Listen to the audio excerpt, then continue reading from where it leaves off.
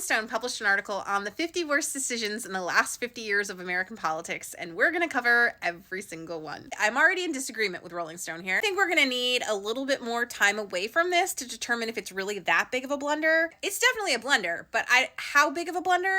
We're going to need some time. It is when Nikki Haley and Ron DeSantis go head-to-head in a debate and just absolutely take each other apart, but don't make any mention of Donald Trump. Donald Trump opted out of these debates, supposedly. He said that he wouldn't be participating in any primary debates. He would be focused on his town halls, where he can string a few words together and call it a sentence and still get applauded by those in attendance. Heard that Saudi Arabia and Russia will repeat